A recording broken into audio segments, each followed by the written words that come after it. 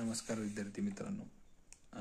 पुणे जिल्हा याच्या जिल्ह्यामध्ये पुणे महानगरपालिकेचे जे स्थापत्य अभियंता ही भरती आली होती. त्याच्यामध्ये अर्जही झाले होते. आता ही भरती प्रक्रिया पुन्हा होणार आहे. ही IBPS घेणार असल्यामुळं या भरती प्रक्रियेमध्ये पारदर्शकता तर राहणारच आहे. त्याच्यासोबत तुम्हाला कनिष्ठ अभियंता या पदासाठी परत ॲप्लिकेशन करण्याची संधीही भेटणार आहे. याच्यामध्ये 169 पदासाठीची प्रक्रिया राबवण्यात येत आहे. याआधी जाहिरात प्रसिद्ध झाली होती.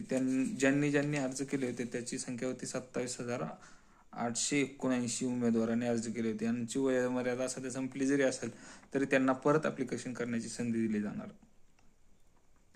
ॲप्लिकेशनची संधी देणार. नवीन पण विद्यार्थ्यांना संधी दिली जाईल. आणि हे जाहिरात हे जी आहे ना 25 ते 30 सप्टेंबरच्या दरम्यान जाहिरात प्रसिद्ध होण्याची जास्त शक्यता आहे.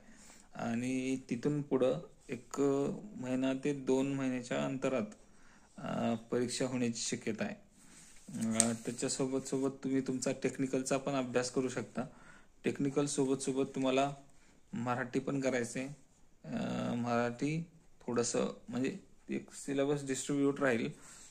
100 म्हणजे 40 क्वेश्चन 80 मार्क हे इतर राहतील आणि टेक्निकलचे 60 क्वेश्चन 120 मार्क असे तुमचा माझ्या मते 200 मार्काचा पेपर होईल. त्याच्यामध्ये बहुतेक हे बाकीचे क्वेश्चन जे आहेत ना मराठी, इंग्रजी, गणित बुद्धिमत्ता याचे 40 क्वेश्चन असतील टोटल. त्याचे 80 मार्क होतील आणि टेक्निकलचे तुमचे 60 क्वेश्चन 120 मार्क याच्यापैकी तुमचं ते मेरिट लागेल. आणि त्याच्यासोबत तुम्हाला टेक्निकलचा अभ्यास चांगला करायचा आहे.